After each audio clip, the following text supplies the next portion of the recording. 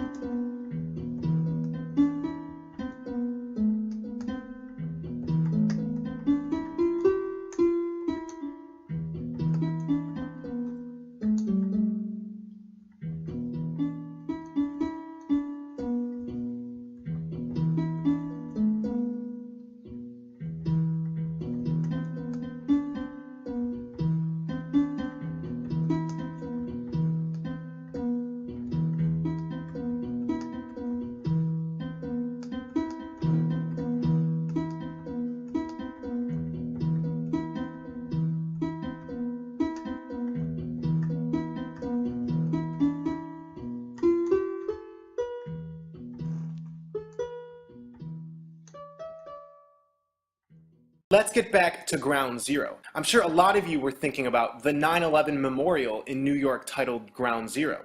At the memorial, we have two black cube fountains. The water in both are falling into a center abyss. NASA shows us a hexagon on Saturn. And like I've said in previous videos, we're inside of Saturn right now. The Star of David is representative of this hexagon, and it's everywhere around us in various forms.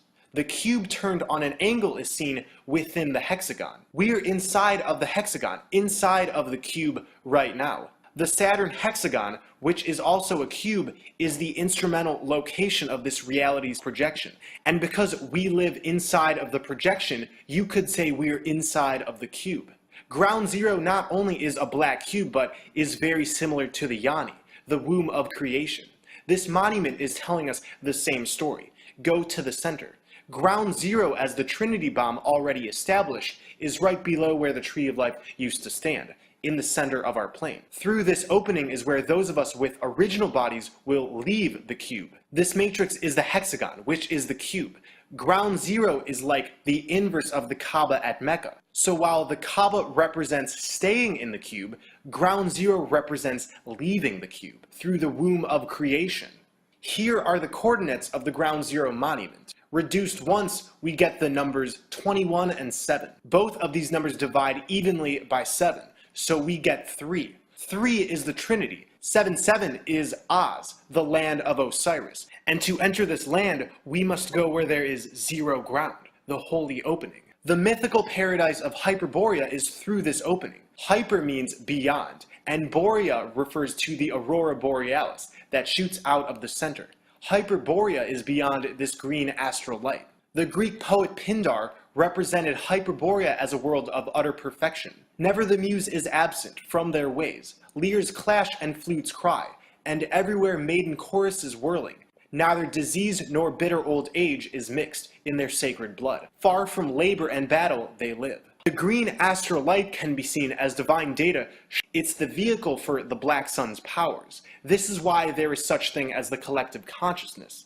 This vril is surrounding us and showering down on us every moment, like the green data raining down in the matrix. This astral energy is the data stream coming from the black sun, powered by our intent.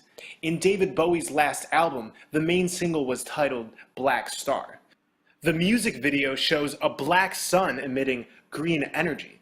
The main mantra of the lyrics is, "In the villa of Ormond stands a solitary candle, in the center of it all." Ormond in Swedish and Norse means serpent. The serpent is the reason that we as humans were said to have left the Garden of Eden. The serpent is synonymous with Satan, who is said to run this world. It's obviously an allegory, but the story is telling us that we used to live in a paradise through the center of our plane. And after being stuck on this side of the plane for many incarnations, we live in a matrix run by satanic principles. We're in the Villa of Ormond right now. This solitary candle is the astral light. It's in the center of it all. Bowie is trying to tell us with this video and cryptic lyrics that at the center of our plane is the exit out of this matrix. We are in the Villa of Ormond right now. Through the exit hole is the land of perpetual twilight. When we leave this place, we will actually see the black sun looking pretty much identical to what Bowie's video has presented. The single's artwork shows an indentation at the center of a grid. There's a grid placed on this plane. Right now, we are on the grid, on the checkerboard. Through the center is the way out of the grid. Bowie's message is clear. When we go through this vortex, up becomes down. In Black Star, Bowie says, "We were born upside down, born the wrong way round." In Pirates of the Caribbean at World's End, this concept of being upside down is apparent. The pirates are trapped in Davy Jones's locker, which is the land of the dead. Jack Sparrow deciphers a clue on a map, realizing his ship must be capsized to return to the living world. Now, up. Now. Right before shifting dimensions, there's a green flash in the distance, the same emerald color as the astral light, the aurora borealis. You could say we're in Davy Jones's locker right now, and we must go down to come up. We're not supposed to be in a place that's based on money, time, limitation, all these things that make our divine essence uncomfortable. Our genetics have been altered to contain reptilian DNA. Our brains have a reptilian core of them that is responsible for fight or flight, so our own bodies and minds are at odds with themselves. Duality is an illusion, but it's easy to see things as dual when we're locked in these bodies. For many of us, we will be placed back into our original bodies. We've been uploaded into this reality and remain sleeping, just like in the Matrix or in Avatar. We are supposed to go through the gateway at the center and drink from the living water so we can achieve everlasting life and get out of this matrix. And that's why our compasses tell us to come pass. The arrow is guiding us to our destination. Heaven on earth is coming, and this is how we're also gathering for the journey to the center. A lot of people want specifics, but I'm telling you, now's the time to focus on raising your frequencies, living from your heart, sun gazing, earthing. And if you feel inclined to, start making videos about this. You can use my content as much as you want, and the more people we have helping out, the sooner this mass exodus to the center will initiate.